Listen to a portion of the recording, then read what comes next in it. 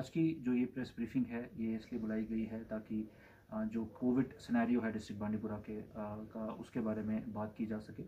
हमारा जो टोटल यहाँ पे आज एक्टिव केसेस हैं डिस्ट्रिक्ट बांडीपुरा में वो 826 हैं, जिसमें से 744 जो हैं वो होम आइसोलेशन में हैं और 82 इंस्टीट्यूशनल आइसोलेशन में हैं।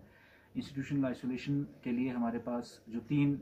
मेन हॉस्पिटल्स हैं उसमें ये पेशेंट्स भर्ती हैं, जिसमें कि हमारा डिस्ट्रिक्ट हॉस्पिटल बांडीपुरा है, NHPC हॉस्पिटल पजलपुरा है, CHC हाजिन है और इसके अलावा हमारे पास जो आइसोलेशन फैसिलिटीज़ हैं टोटल वो 1000 बेड्स की हैं, जिसमें हमारे बाकी इंस्टीट्यूशंस भी हैं और उनमें से जो हमारे ऑक्सीजन की फैसिलिटीज़ हैं वो इन 3 इंस्टीट्यूशंस में है। ये जो पेशेंट्स हमारे ये भर्ती हैं इनमें सिर्फ 25 हैं जो ऑक्सीजन के ऊपर हैं और जिनको ऑक्सीजन सपोर्ट दिया जा रहा है। और जहाँ तक कि हम अगर फैसिलिटीज़ की बात करेंगे तो ऑक्सीजन के हिसाब से या ऑक्सीजन बेड्स के हिसाब से या फिर जो दवाइयाँ हैं और बाकी मेडिकल सप्लाईज़ हैं उसके हिसाब से यहाँ पे स्टॉक सफिशेंटली अवेलेबल है। अभी जो हमारा डिस्ट्रिक्ट हॉस्पिटल बांडीपुरा है उसमें ऑक्सीजन जनरेशन प्लांट जो कि 1000 LPM का है वो स्टार्ट कर दिया गया है और उसकी मदद से और सिलेंडर्स के ऑगमेंटेशन से हमारे 100+ बेड्स जो डिस्ट्रिक्ट हॉस्पिटल बांडीपुरा में हैं वो ऑक्सीजन सपोर्टेड हैं। इसी तरह से NHPC में भी हमारे 50+ बेड्स सपोर्टेड हैं। CHC हाजिन में भी हमारे 80 बेड्स हैं जिनमें से 50+ बेड्स सपोर्टेड हैं और CHC गुरेज में भी हमारे सफिशेंट बेड्स हैं जो सपोर्टेड हैं। और इसके अलावा हमारे पास फैसिलिटीज़ हैं जो हमने प्राइवेट और गवर्नमेंट इंस्टीट्यूशंस को हायर किया है, जहाँ पे हमने टेम्प्रेरी 1000 बेड्स लगा के उन फैसिलिटीज़ को इंक्रीज़ किया है। वहाँ पे भी ऑक्सीजन सिलेंडर्स के मदद से हम ये जो ऑक्सीजन सपोर्टेड बेड्स हैं इनका नंबर मज़ीद बढ़ा सकते हैं। तो जहाँ तक ये इंफ्रास्ट्रक्चर की बात है, कहीं भी किसी भी तरह की कोई दिक्कत यहाँ पे नहीं है और हर एक पेशेंट को इंडिविजुअल अटेंशन दी जा रही है। जहाँ तक हम सैम्पलिंग की बात करेंगे, टेस्टिंग की बात करेंगे तो डिस्ट्रिक्ट बांडीपुरा में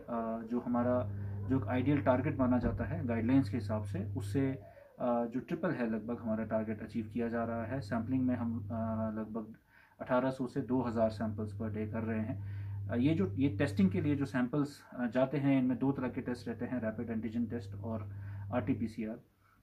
मेरी गुजारिश रहेगी लोगों से, कई बार हमारे पास ऐसे केसेस आए जिसमें घर में खुसूसन जो बुज़ुर्ग हैं उनको टेस्टिंग में देरी के वजह से उनके सिम्टम्स ज़्यादा एडवर्स हो जाते हैं और वो बहुत लेट पहुंचते हैं टेस्टिंग के लिए। तो अगर आपको या आपके घर में किसी को कोई सिम्टम्स हैं जैसे कि बुखार, नज़ला, थकावट, सर दर्द, चेस्ट कंजेशन, तो वो जल्द से जल्द अपना जो नियरेस्ट टेस्टिंग साइट है वहाँ पे जाके टेस्ट कराएं। और हमारे कुछ एक सेंटर्स में 24 आवर टेस्टिंग अवेलेबल है, जैसे कि DH बांडीपुरा में, CHC हाजिन में और दावर CHC में। वहाँ पे जाके अपना ये टेस्ट ज़रूर करवाएं और ताकि वक्त रहते ही इस बीमारी की पकड़ मिले और इसमें जल्दी इलाज से बिल्कुल सेहतमंद होकर जल्दी निकलने के चांसेस जो हैं वो बहुत ज़्यादा रहते हैं। डिस्ट्रिक्ट बांडीपुरा में कंटेनमेंट जोन्स बनाए गए जिनमें जो पॉपुलेशन है जहाँ पे ज़्यादा पॉजिटिव आ रहे थे उन एरियाज़ को कंटेनमेंट जोन्स बनाया गया और वहाँ पे अलग अलग तरह की रिस्ट्रिक्शंस रहती हैं। जो बिज़नेस है एज़ यूजुअल वो वहाँ पे नहीं चल सकता है, दुकानें बंद रहती हैं और जो मूवमेंट की भी रिस्ट्रिक्शन रहती है, अननेसेसरीली मूवमेंट अलाउड नहीं होती है। इसकी वजह यह है कि जो बीमारी है उसको जल्दी से जल्दी डिटेक्ट किया जाए एक एरिया में, उसका जल्दी से जल्दी इलाज शुरू हो और बीमारी आगे ना फैले। तो मुझे उम्मीद है कि जिस तरह से बांडीपुरा की आवाम हमारा इस चीज़ में साथ देती आ रही है रिस्ट्रिक्शंस को लेके, वो आगे भी इसी तरह से साथ देते रहेंगे। आज जैसे कि ईद का जो त्यौहार है और आज के दिन जिस तरह से हमने हाल ही में आपके द्वारा भी, आपके थ्रू भी हमने लोगों तक ये बात पहुंचाई और हमारी मीटिंग्स रहीं इमाम हजरात के साथ भी, जिसमें ये बात वाज़ेह की गई कि जो पूरी सोसाइटी है वो यही चाहती है कि ये जो कोविड का स्प्रेड है ये रुके और उसके लिए कुछ एक स्टेप्स लिए गए, जैसे कि ईदगाह में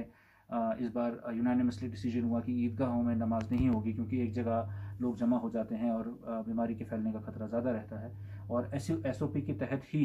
जो मस्जिदें हैं उनमें नमाज होगी जितने अलाउड हैं पर्सन, और ज़्यादातर लोग घर पे नमाज़ पढ़ेंगे। तो वैसे ही देखा गया आज ज़्यादातर लोगों ने घरों से नमाज अदा की और जो SOPs हैं उसका पालन किया गया और जो लिमिटेड टाइम दिया गया था ताकि जमावड़ा कम हो, लोग कम आए,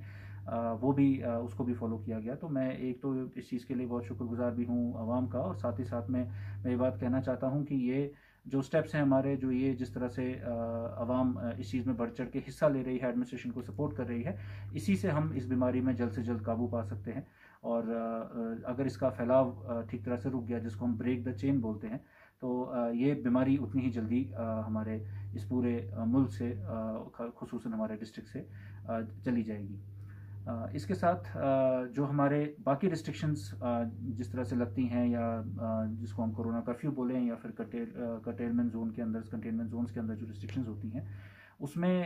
वक्त वक्त हम लोग जो हमारे ट्रेडर्स हैं, हमारे जो बाकी बिजनेस एस्टेब्लिशमेंट्स हैं और जो बाकी सिविल सोसाइटी मेंबरान हैं उन सब से राय लेके बातचीत कर ही वो रिस्ट्रिक्शंस को लगाया जाता है और बहुत ही अच्छा कोऑपरेशन रहता है। मेरी लोगों से गुजारिश रहेगी कि SOPs का पूरी तरह से पालन करें, मास्क पहने, अपने हाथ धोएं, सोशल डिस्टेंसिंग का पालन करें। ख़ास तौर पे जैसे एसेंशियल सप्लाईज़ जो एसेंशियल शॉप्स हैं वो ओपन रहती हैं और उसके साथ बैंक्स जो ओपन रहते हैं, तो वहाँ पे कई बार ये देखा गया कि जहाँ थोड़ी सी पेशेंस से आप लाइन बना के डिस्टेंस रख के आप अपना काम निकाल सकते हैं, वहीं पे लोगों का। दिन भर की सभी खबरों के लिए सब्सक्राइब कर दीजिए हमारी ऑफिशियल चैनल को और साथ ही साथ बेल आइकन भी दबा दीजिए ताकि आप हो सके हर खबर से वाकिफ।